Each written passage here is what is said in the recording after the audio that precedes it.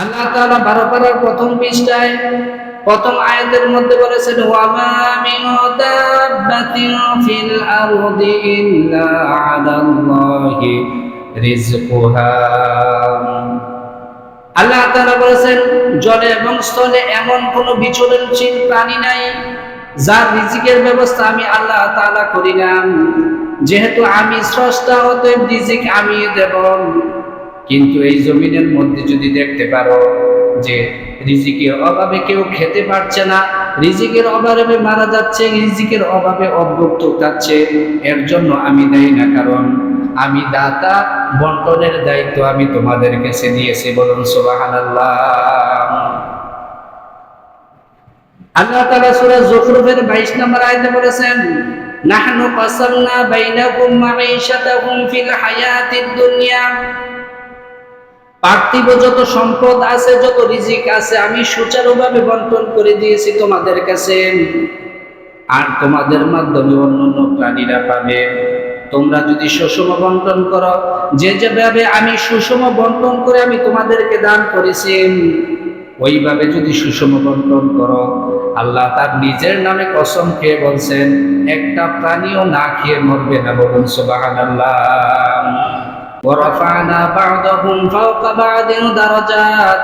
আমি তোমাদেরকে একজনের উপর আরেকজনের মর্যাদা দান করেছি। আল্লাহ তাআলা এই পৃথিবী সৃষ্টি করেছেন, আমাদের উপর সৃষ্টি করেছেন।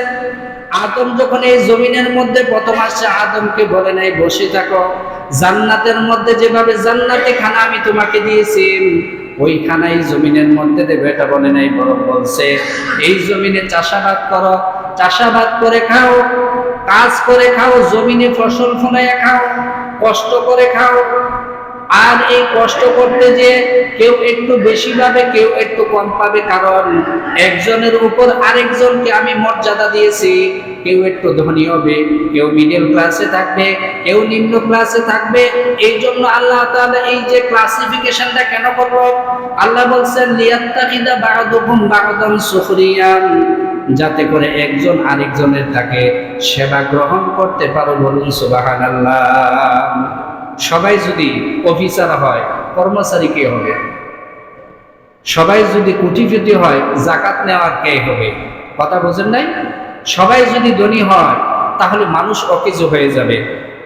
একজন ব্যক্তি, একজন অর্থনীতিবিদ, তিনি চিন্তা করলেন যে, যেমন টাকশাল, বাংলাদেশে টাকশাল আছে। টাকশাল মানে কি?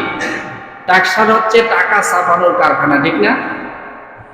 স্ট্যাম্প ছাপায়, বিভিন্ন এই যে রাষ্ট্রীয় অর্থনৈতিক যত ছাপানোর যত বিষয় আছে, সবগুলা কি করে? এই টাকশাল থেকে ছাপায়। বাংলাদেশ সরকার চাইলে যেভাবে ইচ্ছে এভাবে টাকা ছাপাইতে পারে। এখন প্রত্যেকটা ব্যক্তিকে হাতে যদি 1 কোটি টাকা ছাপাইয়া সরকার দিয়ে দেয়, সরকারের কি তেমন লস হবে? বলেন তো, কথা বলেন, লস হবে না? সরকার 1 কোটি টাকা সকলকে ছাপাইয়া দিয়ে দিব, সমস্যাটা কোন জায়গায়? সমস্যাটা একটা জায়গায় আছে, সেটা হচ্ছে সকলের কাছে যদি সমান টাকা থাকে, তাহলে মাঠে কাজ করবে কে? ঘাটে কাজ করবে কে? দোকানদারি করবে কে? আপনার সুইপারের কাজটা কে করবে? তো এই জন্য সরকার চাইলেও তার পক্ষে সম্ভব না একজন কর্মচারী বা তার নাগরিককে নিজ ইচ্ছা অনুযায়ী টাকা ছাপিয়ে দিয়া। বরং এই জমিনের মধ্যে যে যত বেশি কষ্ট করবে, সে তত বেশি কি পাবে? পারিশ্রমিক পাবে, এবং তার মর্যাদাটা, তার অর্থনৈতিক অবস্থাটা তত ঊর্ধ্বে তুলতে পারবে। বলুন সুবহানাল্লাহ। এই জন্য আল্লাহ তাআলা বলেছেন, লিয়াত্তাখিদা বা'দুহুম বা'দান সুখরিয়া, যাতে তোমরা একজন আরেকজন থেকে সেবা গ্রহণ করতে পারো। এই জন্য আমি কি করে দিয়েছি? একজন আরেকজনের মুখাফেকি করে দিয়েছি। বলুন সুবহানাল্লাহ। এখন আসেন, সমস্যাটা কোথায়? আমাদের অর্থনীতিতে এত সমস্যা কেন?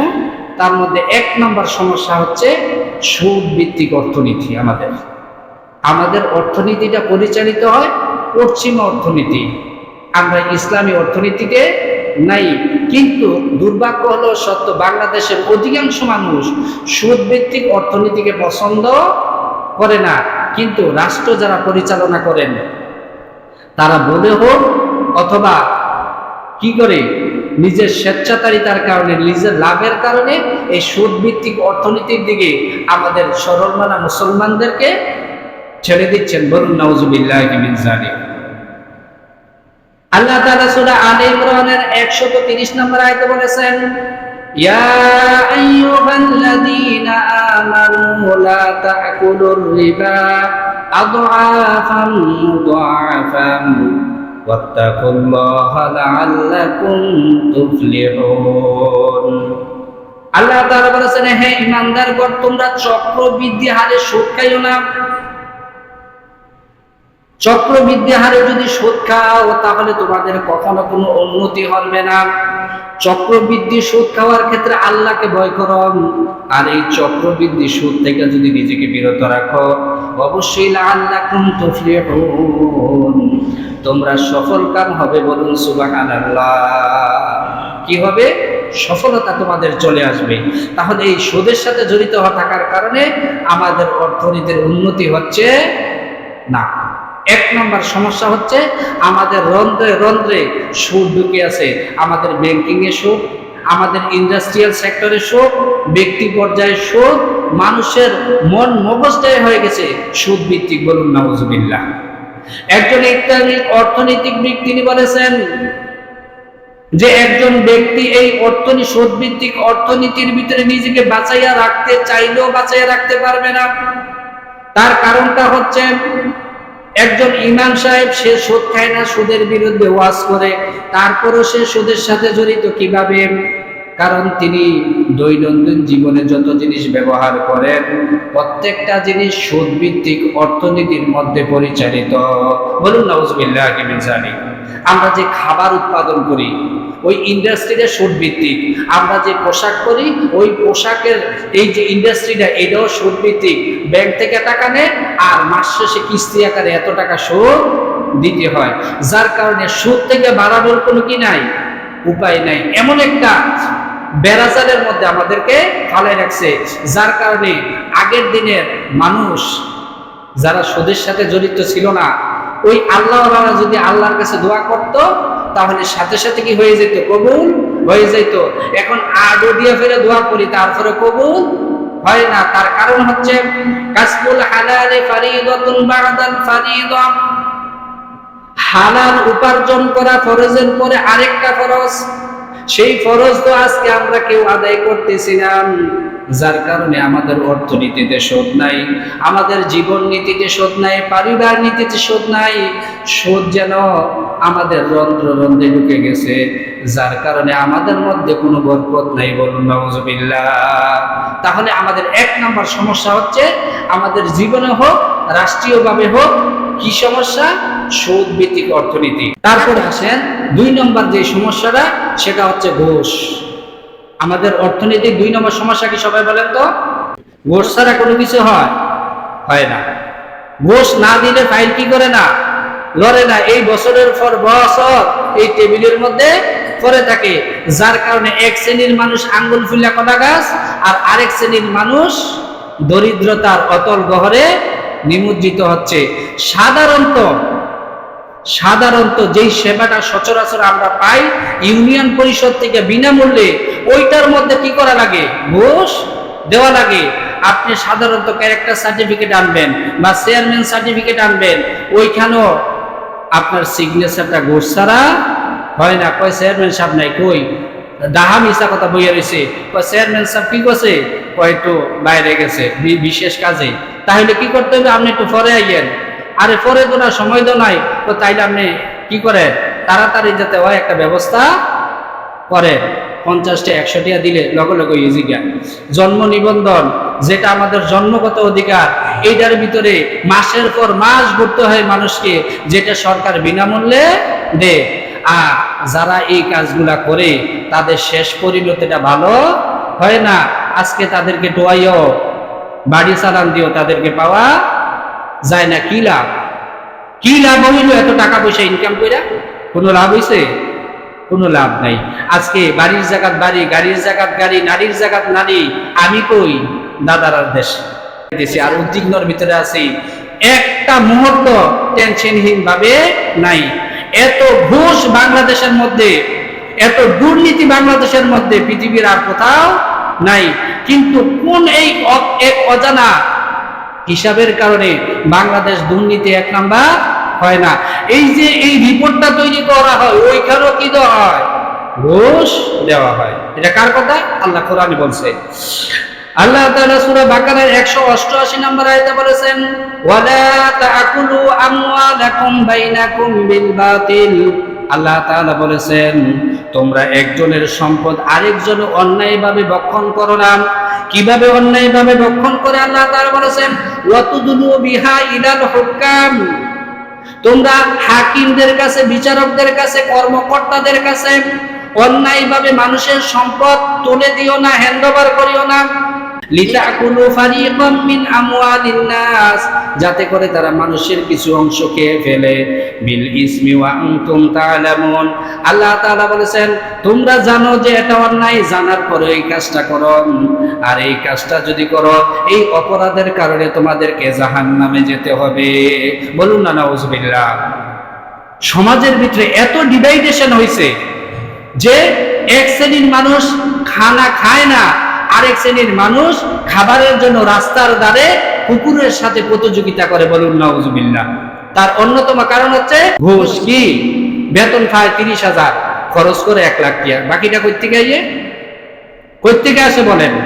এই যেতে বাকি 70,000 টাকা ইনকাম করলো, এই 70,000 টাকা বেতন কি তাকে সরকার দিছে? ওই অফিস তাকে দিছে? দেয় নাই। কার রক্ত শোষছে?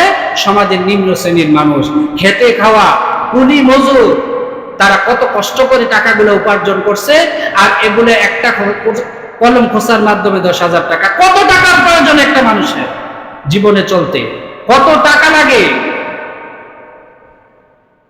একজন ব্যক্তি যদি হেসে হেসে বলে আমার পিয়নের 400 কোটি টাকা, তাহলে ওই ব্যক্তির কত টাকা? এই গজব থেকে আল্লাহ তাআলা আমাদেরকে হেফাজত করেছেন। আমরা সকলে বলি আলহামদুলিল্লাহ। কিন্তু এখনো রন্ধ্রে রন্ধ্রে ঘুষের অভাব নাই। তার কারণটা কি? আমাদের অর্থনীতিটাই গড়ে উঠছে এভাবে। ইসলামী অর্থনীতির শিক্ষা আগে দেওয়া নাই। বিশ্বাস করবেন, একটা সত্য কথা বলি, আগে যে সময় আমরা পড়াশোনা করছি মাদ্রাসা আলেম ক্লাস ইন্টারমিডিয়েটে, তখন ইসলামিক ইকোনমিক্স নামে একটা সাবজেক্ট ছিল, ইসলামী অর্থনীতি, যেটা আমরা পড়ছি। তারপর ইসলামিক পলিটিক্স নামে একটা সাবজেক্ট ছিল, ওইটাও আমরা পড়ছি। কিন্তু মাদ্রাসার ভিতরে এই সাবজেক্টগুলো তুলে দিছে। কারণ যদি হুজুররা সচেতন হয়, এর বিরুদ্ধে ওয়াজ করবে এবং মানুষদেরকে সচেতন করবে। এই ঘুষ আমাদের অর্থনীতি মূল 2 নম্বর সমস্যা। আল্লাহ তাআলা হেফাজত করুন, আমরা সকলে বলি আমিন। 3 নম্বরে যেটা, সেটা হচ্ছে দুর্নীতি।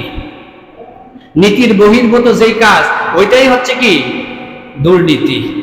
একটা বার আমাদের এই মানুষগুলা চিন্তা করে না যে অন্যায়ভাবে যে আমরা বান্দার হক খাইতেছি, কি জবাব আমরা আল্লাহর কাছে দেব? কি জবাব দেব আল্লাহর কাছে? আমার যদি না পোষায় আমি ছেড়ে দেব। এই পোস্টে থাকার পরে যদি আমি অন্যায়ভাবে ঘুষের মাধ্যমে, সুদের মাধ্যমে, দুর্নীতির মাধ্যমে টাকা উপার্জন করে চলার আগে, তাহলে এই চাকরিটা আমি করব না। এই যে তার জলদত্ত প্রমাণ আজকে আমাদের সামনে। কত কোটি কোটি টাকা, পানির মতন টাকা, তারা এক লাগেজের ভিতরে আপনার 4 কোটি 5 কোটি টাকা পাওয়া যায়। কি লাভ হয়েছে? টাকাগুলোকে ভক্ষণ করতে পারছি? পারি নাই ভাই। তার কারণ আল্লাহর ফয়সালাই চূড়ান্ত ফয়সালা। আপনার এমন অবস্থা হবে যে দেখবেন ঘুমিয়ে আছে, সকালবেলা কিছুই নেই, আজীবন যা ইনকাম করছেন সবকিছুই শেষ। কারণ হারামে কোনো আরাম নাই, হালালেই আল্লাহ তাআলা আরাম নিহিত রেখেছেন। একজন মানুষ 2 তলা 3 তলা নিচতলার মধ্যে থাকে, বিল্ডিং এর ভিতরে বৃষ্টির কোনো আওয়াজ নাই, তারপরে তার ঘুম আসে না।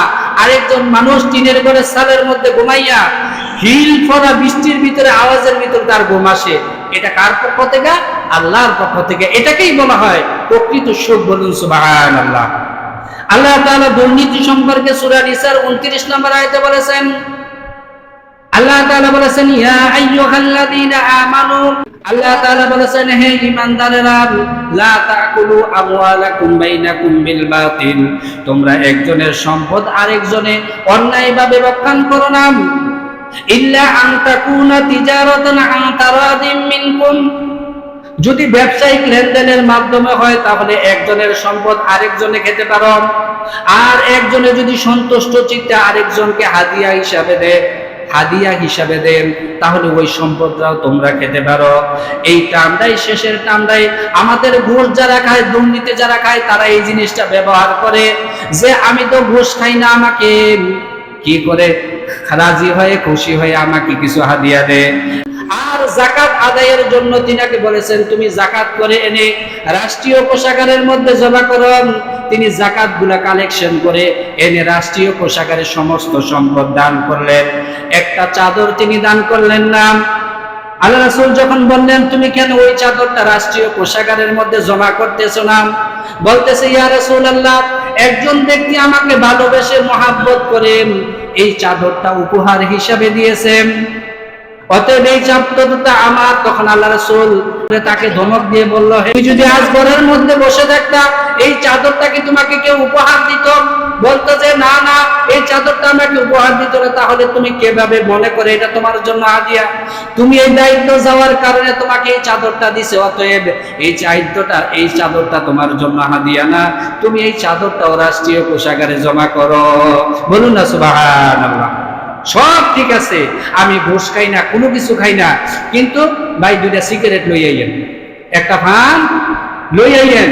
আপনি যারেন কাজ করতে গেলেন, আপনি কর্মকর্তা হিসেবে, কর্মচারী হিসেবে, তার এনে 1 গ্লাস পানি খাওয়া আপনার জন্য জায়েজ নেই। পানি যদি খাইতে হয় তাহলে যেই পানির মধ্যে কারো কোনো ব্যক্তি মালিকানা নাই, ওই পানি আপনাকে খেতে হবে, অথবা নিজের পকেটের টাকা দিয়া খেতে হবে। কারণ আপনি যে আসা যাওয়ার জন্য সেই টিওটা পর্যন্ত আপনাকে অফিস বা সরকার প্রদান করে, আরেকজন থেকে 1 গ্লাস পানি খাইছেন, এই কাজের বিনিময়ে, সেটাও কি ঘুষ এবং দুর্নীতি। কখনো কি আমরা এইভাবে চিন্তা করছি? চিন্তা করি নাই। যার কারণে আমাদের অর্থনীতি এভাবে আজকে দোষে পড়ে গেছে। প্রায় 18 লক্ষ কোটি টাকা ঋণ নিয়ে আজকে আমরা ঘুরতেছি। প্রত্যেকটা নবজাতক যখন জন্মগ্রহণ করে তার উপরও প্রায় 1.5 লক্ষ টাকার উপরে ঋণ নিয়ে সেই জমিনের মধ্যে জন্মগ্রহণ করে। তার অপরাধ রাখি, সে কি দুর্নীতি করেছে? সে কি অর্থ পাচার করেছে? সে কি লুট করেছে? না, করে নাই। তাহলে কেন তাকে এই ঋণ নিয়ে জন্মগ্রহণ করতে হবে? এর দায়ভার আমি ইমামও এড়াইতে পারবো না, এই দায়ভার আমরা মুসল্লিরা এড়াইতে পারবো না। তার কারণ আজকে যেভাবে অর্থনীতি নিয়ে ওপেন ভাবে কথা বলতেছি, আমি হুজুরও তো করি নাই, করছি কখন এই কথা? করি নাই। অতএব এই দায়ভার আমারও। কারণ তখনকার সময় একটা অদৃশ্য ভয় কাজ করত, কি থেকে কি হয়ে যায়। রাত্রে বেলা ইমাম সাহেবকে দিয়ে গেছেন হুজুরের ভিতরে, সোয়াল বেলা দেখেন যে ফজরে আজান হয় না, কই গেছে? হুজুরের ঘুম করে লিখছে, শেষ। এই ঘুমের বয়ে আমরা মুখ খুলে কথা বলতে পারি নাই। আল্লাহ তাআলা আমাদেরকে হেফাজত করুন, আমরা সকলে বলি আমিন। 4 নাম্বার যে আমাদের অর্থনৈতিক সমস্যা, সেটা হচ্ছে সম্পদ আত্মসাৎ করা। আমার কাছে কেউ গচ্ছিত রাখছে, মনে রাখবেন আমি একজন দায়িত্বশীল, আমার কাছে মসজিদ রাখি আমানত। আপনারা এলাকাবাসী কি রেখেছেন? আমানত রেখেছেন। আল্লাহ তো দেখেছেন, ঠিক না ভাই? সেই আল্লাহর ভয় যদি আমাদের অন্তরে থাকতো তাহলে আমাদের অর্থনীতি আজকে এত তলানিতে যাইতো না, সমাজের মধ্যে এত শ্রেণী বৈষম্য থাকতো না। একজন মানুষ টাকা নিয়ে বসে আসে সুদ নেওয়ার লেগা, হাওলাত ঋণ চাইলে কয় খোদায় খাইতো, একটা টিয়া নাই।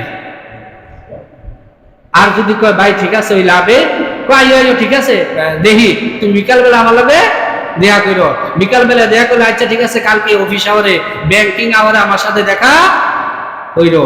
এই যে লাভের মাধ্যমে হইলে আপনার থেকে লাখ লাখ টাকা বের হয়, একটা মানুষ কাতরাইতেছে, অভাব ছাড়া কি কেউ আপনার দুয়ারে আসে? আসে না, বরং সে আসে নাই, আল্লাহ আপনার কাছে পাঠাইছে। কিসের কারণে? পরীক্ষা করার জন্য। বলুন সুবহানাল্লাহ। আপনার মনটা কত উদার, কারণ আপনি একজনকে সুদ দিলেন ঠিক আছে, কিন্তু পার্থিব কিছু স্বার্থ উদ্ধার করলেন। আপনি 1000 টাকা 100 টাকা বা 10 টাকা পাইলেন, কথাটা খেয়াল করেন। 1000 টাকা 100 টাকা বা 10 টাকা পাইলেন ঠিক আছে, কিন্তু আপনি ঋণ দিলেন 1000 টাকাই পাইলেন। বলুন সুবহানাল্লাহ, বলুন আলহামদুলিল্লাহ। আল্লাহ তাআলা সূরা মুজাম্মিলের মধ্যে বলেছেন ওয়া আকরিদুল্লাহা করদান হাসানা, তোমরা আল্লাহকে উত্তম ঋণ দাও। আল্লাহকে উত্তম ঋণ কিভাবে দিবে? আল্লাহ তাআলা বলেছেন কোন ব্যক্তি যদি কোনো ব্যক্তিকে বিপদ আপদে ঋণ প্রদান করেন, তাহলে ওই ব্যক্তি যেন ওই ব্যক্তির হাতে দেয় নাই, বরং আল্লাহর হাতে দিয়েছেন। যত টাকা তাকে ঋণ দিয়েছে অত টাকার সওয়াব আল্লাহ তাআলা তাকে দান করবে। 1000 টাকা দিবেন না, আপনি 1000 টাকা আল্লাহর রাস্তায় দান করলে যে সওয়াব হইতো, ওই সওয়াবটাই আল্লাহ তাআলা আপনাকে দান করবেন। এই জন্য একজন অর্থনীতিবিদ তিনি বলেছেন যে মানুষকে দান করা হচ্ছে হাওলাত দেওয়াটা উত্তম। দান করা হচ্ছে কি করা? হাওলাত দেওয়া উত্তম। দান তো আপনি 100 টাকার বেশি করতেন না কেউ, কিন্তু হাওলাত তো 500 টাকা করবেন কেন? কারণ রিটার্ন আবার এটা পাইবেন। এই জন্য মানুষকে হাওলাত দেন। 5000 টাকা দিচ্ছেন, 5000 টাকা দান করার সওয়াব আপনি পাবেন। আর দুনিয়ার 100 টাকা 10 টাকার লেগা আমরা তার সাথে তো আমার আজীবনের জন্য কি হয়ে যায়, সম্পর্কটা নষ্টই হয়ে যায়। আল্লাহর থেকেও আমি চিরতরে কেটে যাই। বলুন নাউজুবিল্লাহি মিন যালিক। তো এই জন্য সুদ দেওয়া যাবে, সুদ নেওয়া যাবে না, সুদ দেওয়া যাবে না, ঘুষও খাওয়া যাবে না, দুর্নীতিও করা যাবে না। এগুলা করব, আমাদের অর্থনীতি কি হয়ে যাবে? ধ্বংস হয়ে যাবে। আল্লাহ তাআলা সূরা নিসার 58 নম্বর আয়াতে বলেছেন, আল্লাহ তাআলা বলেছেন, ইন্নাল্লাহা ইয়া'মুরুকুম আন তুআদ্দুল আমানাতি ইলা আহলিহা। নিশ্চয়ই আল্লাহ তাআলা তোমাদেরকে আদেশ করছেন, যারা তোমার কাছে সম্পদ আমানত রেখেছে, ওই আমানত যে রাখছে তার কাছে তুমি যথাযথভাবে ফিরিয়ে দাও তার সম্পদরা। এটা যদি তুমি করতে পারো তাহলে ওই আমানতের খেয়ানতদারি তুমি হইলা না। বলুন সুবহানাল্লাহ। আমানতের খেয়ানত আমি করলাম না, বলুন না আলহামদুলিল্লাহ। বলে হুজুর আমি আমানত রাখলাম, আমার লাভটা কি? মনে রাখবেন, আপনি তার সম্পদ রাখছেন, তার মানে কি করছেন? পাহারা দিচ্ছেন না। নিজের সম্পদের চেয়ে তার সম্পদটাকে গুরুত্ব দিয়ে আপনি রাখছেন। নিজের সম্পদটা নষ্ট হয়ে যায়, আরেকজন একটা বালা তাও, এইভাবে আপনি রাখছেন। তাহলে পাহারাদারির যে সওয়াব আল্লাহ তাআলা আপনাকে দান করবেন। বলুন না আলহামদুলিল্লাহ। তাহলে সম্পদ আত্মসাৎ করা যাবে না। 5 নাম্বার যে সমস্যা আমাদের অর্থনীতির, সেটা হচ্ছে সুষম বন্টন আমাদের ভিতরে নাই। যার যতটুকু প্রাপ্য অতটুকু আমরা দেই না। অনেক আল্লাহর ওলি, অনেক আল্লাহর বান্দা নামাজ পড়েন, রোজা করেন, হজ করেন, যাকাত করেন, সব দেন, কিন্তু সুষম বন্টনের ক্ষেত্রে দেখা যায় 9-6 করেন। মনে রাখবেন, এই সুষম বন্টন আপনি নয়, বরং আল্লাহ করতে নির্দেশ করেছেন, এটা ফরজ। তার প্রমাণ আল্লাহ তাআলা সূরা নিসার 7 নম্বর আয়াতে বলেছেন, লিররিজালি নাসিবুম মিম্মা তারাকাল ওয়ালিদানি ওয়াল আকরাবুন।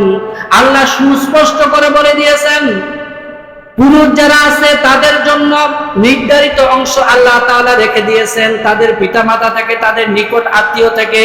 তারপরে অংশ বলেছেন, ওয়ালিন নিসাই নাসিবুম মিম্মা তারাকাল ওয়ালিদানি ওয়াল আকরাবুন। আল্লাহ তাআলা বলেছেন, যারা নারী, এই নারীদের সম্পদ রয়েছে তাদের পিতামাতার কাছে, তাদের নিকট আত্মীয়র কাছে। মিম্মা কাল্লা মিনহু আও কাসীর, সেটা কম হোক অথবা বেশি হোক, নাসিবাম মাফরুদা। আল্লাহ তাআলা বলেছেন, এই যে অংশটা আল্লাহ তাআলা দিয়েছেন এটা হচ্ছে ফরজ। এই ফরজ থেকে কারো স্বেচ্ছাচারী হওয়ার কোনো সুযোগ নাই। বলুন আলহামদুলিল্লাহ। পুরুষের জন্য যে অংশটা এটা পুরুষকে দিতে হবে, নারীর জন্য যে অংশটা এটা নারীকে দিতে হবে। এটা আপনি দিবেন না, এটা আল্লাহ ফরজ, নাসিবাম মাফরুদা, আল্লাহ ফরজ করে দিয়েছেন। ঠিক একই সূরার 11 নম্বর আয়াতে আল্লাহ বলেছেন, ইউসিকুমুল্লাহু ফি আওলাদিকুম লিয-যাকারি মিসলু হাজ্জিল উনসায়াইন।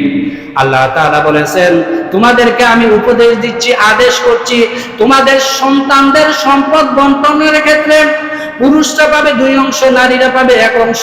এভাবে তোমরা সম্পদ বন্টন করো। আজকে এইভাবে সম্পদ বন্টন না করার কারণে আমাদের মধ্যে এত বৈষম্য। বলুন নাউজুবিল্লাহ। আমি বাবা, ছেলেটা আমার, মেয়েটাও কি আমার, কিন্তু আপনি কেমন বাবা যে আপনি ছেলেটাকে 16 আনা দিবেন, মেয়েটাকে 1 আনাও দিবেন না? কেন রে ভাই?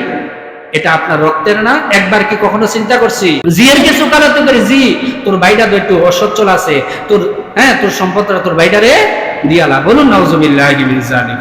আপনার সেই অথরিটি নাই। আল্লাহ ফরজ করে দিয়েছেন, এটা আপনার সম্পদ না, আল্লাহর সম্পদ। আল্লাহ বলছে এইভাবে দিতে হবে, আপনি দিতে হবে। কোনো লবিং চলবে না, কোনো সুপারিশ চলবে না। মেয়েরটা মেয়ে নিবে, ছেলেরটা ছেলে নিবে। আপনি সুপারিশ করার কি? কারণ আপনি বেঁচে থাকতে তো তাদেরকে সম্পদ দিতে পারবেন না। পারবেন? কারণ জীবিত অবস্থায় সম্পদ বন্টন করলে আপনি কাফের হয়ে যাবেন। আপনি জীবিত থাকা অবস্থায় সম্পদ কাউকে দিচ্ছেন, লেখে দিয়েছেন, এমনি মুখে দিচ্ছেন, ঠিক আছে তুই ওই জায়গাটা কি কর, ঘর কর, ওই জায়গাটা ঘর কর, ওই জায়গাটা কি কর, ওই জায়গাটা চাষাবাদ করে খা, কিন্তু লিখিত আকারে বা লবিং করে ওসিয়ত করে এটা আপনি করতে পারবেন না। আপনার মরার পরে আপনার সন্তানরা কম নিল না বেশি নিল এটা তাদের বিষয়, এই জন্য কবরে আপনাকে জিজ্ঞাসা করা হবে না। হ্যাঁ, আপনাকে তখন জিজ্ঞাসা করা হবে যখন এই সম্পদ বন্টন নিয়ে যদি আপনি ওসিয়ত না করে যান, ঠিক আছে আমি মরে যাচ্ছি, আমার সম্পদ এই জায়গায় আছে, আমার মরার পরে শরীয়ত সম্মতভাবে তোমরা বন্টন করে নিও। ছেলেদেরকে বলবা বাবা তোমার বোনের সম্পদটা তোমার বোনকে দিয়ে দিবা, আর মেয়েকে বলবা তোমারটা তুমি আদায় করে নিবা। স্ত্রীকে বলবা আমার মহারানা যদি না দিয়ে থাকে মহারানা নিবা, তোমারটা তোমার নিবা। ভাইকে বলবা ভাই আমার মরার পরে তোমার আমার সম্পদের মধ্যে তোমার অধিকার আছে, তোমারটা তুমি নিবা। বাবাকে বলবা আমার সম্পদটা তুমি নিবা। মাকে বলবা আমার সম্পদটা নিবা। কিন্তু আমরা মনে করি আমাদের সম্পদের মধ্যে আমাদের ছেলে এবং মেয়ে ছাড়া কেউ পাবে না। মনে রাখবেন জাউল ফুরুজ ফারাইজের একটা সাবজেক্ট আছে সম্পদ বন্টন নীতি। আপনার সম্পদ রেখে যাওয়া সম্পদের মধ্যে 12 শ্রেণীর মানুষ কি পাবে? অধিকার আছে 12 শ্রেণীর মানুষ। ইভিন কি আপনার ভাই যদি না থাকে এবং আপনার সন্তান যদি না থাকে আপনার ভাতিজাও কি পাবে? আপনার সম্পদের বন্টন পাবে। এটা কোনো একটা প্ল্যাটফর্মে আমি আলোচনা করব। যেই যে সেক্টরে মনে থাকি আমি হচ্ছে কর্মচারী, আমি মালিক হইয়া নিজের মতন কইরা, আপনাকে সরকার গাড়ি দিছে, অফিস গাড়ি দিছে, অফিস করার জন্য, বাজার করার জন্য, ভাই কথা বলেন, বাজার করার জন্য, আপনার ছেলে মেয়েকে স্কুলে আনা নেওয়ার জন্য না। আপনি যদি এই কাজটা করেন, অথবা আপনাকে একজন কর্মচারী দিছে অফিস কর্তৃক, সরকার কর্তৃক, তাকে যদি আপনি ব্যক্তিগত কাজ করান তাহলে আপনি আমানতের খেয়ানত করলেন। আর আমানতের খেয়ানত করা কিসের কাজ? মুনাফিকের কাজ। বলুন নাউজুবিল্লাহি মিন যালিক। সম্মানিত উপস্থিতি, সংক্ষেপে আমি বলি, আমাদের এই যে অর্থনৈতিক সমস্যা থেকে বেরিয়ে আসতে হলে আমাদের কি করতে হবে? আমাদেরকে সুদ, ঘুষ, দুর্নীতি, স্বেচ্ছাচারিতা, সম্পদ আত্মসাৎ এগুলা থেকে বেরিয়ে আসতে হবে। তোমরা যদি সুদ না ছাড়ো তাহলে আল্লাহ এবং তার রাসূলের সাথে যুদ্ধের জন্য প্রস্তুতি গ্রহণ করো। বলুন নাউজুবিল্লাহ, বলুন না নাউজুবিল্লাহ। কেউ যদি সুদ না ছাড়ে তাহলে সে ওই ব্যক্তি যেন আল্লাহ এবং তার রাসূলের সাথে যুদ্ধে লিপ্ত হলো। বলুন নাউজুবিল্লাহ। সুদের সাথে যারা জড়িত তারা আল্লাহর সাথে যুদ্ধ করতেছে, রাসূলের সাথে কি করতেছে? যুদ্ধ করতেছে। এই আয়াতটা যখন পড়ি তখন অন্তরটা কাঁপা শুরু করে। তারপরে মানুষ কিভাবে সুদের লেনদেন করে। 2 নম্বরে যেটা বলতে চাই সেটা হচ্ছে আমাদেরকে কর্মমুখী হইতে হবে। আল্লাহ তাআলা সূরাতুল জুমআহ 10 নম্বর আয়াতে একদম ক্লিয়ার করে বলে দিয়েছেন, দেখেন মানুষ যখন নামাজ পড়ে, এই যে নামাজটা এটা একটা কাজ না? কথা বলেন কাজ কিনা? এই কাজটা কার জন্য করে? আল্লাহর জন্য করে না? আল্লাহ তাআলা এই আল্লাহর কাজের সাথে দুনিয়ার কাজের কথা বলছে। আল্লাহ তাআলা বলেছেন ফাইদা কুদিয়াতিস সালাত, যখন নামাজ শেষ হয়ে যায়, ফান্তাশিরু ফিল আরদ, তোমরা জমিনের মধ্যে ছড়িয়ে পড়ো, মিন ফাদলিল্লাহ, আল্লাহর দেওয়া রিজিককে অন্বেষণ করো, ওয়াজকুরুল্লাহা কাসীরা, আর আল্লাহর দেওয়া রিজিক অন্বেষণ করতে দিয়ে বেশি বেশি করে আল্লাহকে স্মরণ করো। মানুষ যখন ইনকামের মধ্যে আল্লাহকে স্মরণ করবে, সে সুদের লেনদেন করবে না, ঘুষ খাইবে না, দুর্নীতি করবে না, সম্পদ আত্মসাৎ করবে না। এজন্য আল্লাহ বলছেন আল্লাহর রিজিক সন্ধান করার সাথে সাথে বেশি বেশি আল্লাহর জিকির করা। আর যদি আল্লাহর জিকির করো লাআল্লাকুম তুফলিহুন, তাহলে তোমরা সফল কাম হয়ে যাবে। বলুন সুবহানাল্লাহ। 3 নম্বরে যেটা বলতে চাই সেটা হচ্ছে দায়িত্ব আমাদের যেটা ওইটা যদি যথাযথভাবে আদায় করে তাহলে আর আমাদের অর্থনৈতিক সমস্যা থাকবে না। আল্লাহ রাসূল বলেছেন আলা সাবধান, কুল্লুকুম রাঈন ওয়া কুল্লুকুম মাসউলুন আর রাঈয়াতিহি, সাবধান, এই পৃথিবীর প্রত্যেকটা মানুষ দায়িত্বশীল। সে যদি তার দায়িত্ব পালন না করে তাহলে এই তার দায়িত্বের জন্য কি করবে?